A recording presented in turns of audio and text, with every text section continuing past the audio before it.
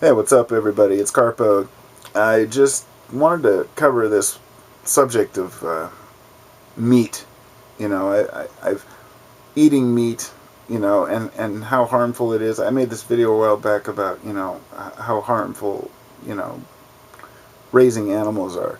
But the whole idea is not to or raising animals for consumption. Cows, beef, poultry. Um, it's actually a larger polluter than automobiles. And I think a lot of people don't know that the farming industry pollutes our environment more than automobiles. And the thing is that so many people are so elitist about it. They're like, oh, I don't eat meat. You shouldn't eat meat. And when you act like that, you just turn people off.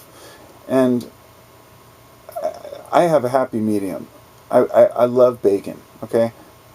I was eating bacon this morning and thinking this is the most delicious thing. I could never replace it with any type of fake bacon or turkey bacon or tofu bacon.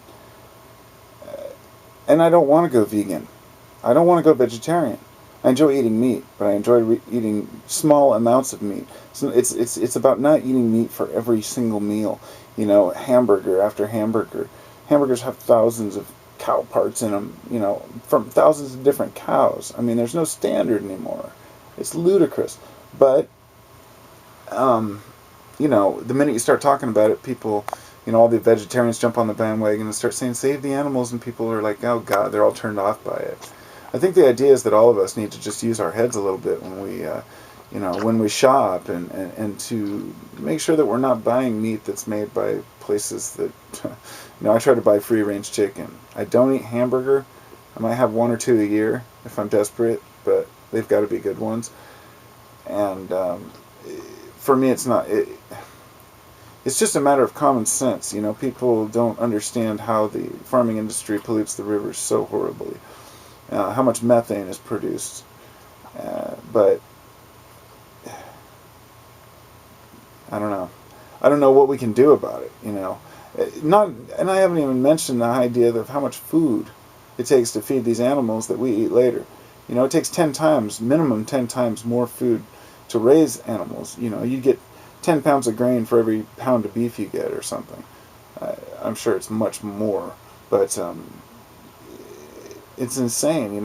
It's because there was a time when our culture had moved forward to where we could raise animals, domesticate animals. And there are parts of the world where there's not enough plant life to sustain, but there could be free grazing animals. You could have free grazing cattle. It'd be like roaming nomads or whatnot. That would be a good reason to eat meat. But you get so much more out of plants, But then there's, you could even say, oh, we shouldn't eat plants, you're harming plants. Plants have a consciousness too, in my opinion. So, where do you draw the line between plant and animal? Is a Venus flytrap an animal? I mean, is it conscious? It reacts. It has a nervous system that reacts to stimuli. I don't know. I think fungi have a consciousness. I think that I respect mushrooms. When I eat them, I talk to them, and I don't know where we draw the line. I don't know where, I don't think humans will ever stop eating meat, but it's my hopes that at least maybe in our future generations, we'll look back on today and be disgusted by the amount of meat that we consumed as a society, and the disrespect we had for the animals, the way they're raised and the way they're slaughtered. It's a disgusting business, and I'm glad I'm not involved in it. But I do like my bacon.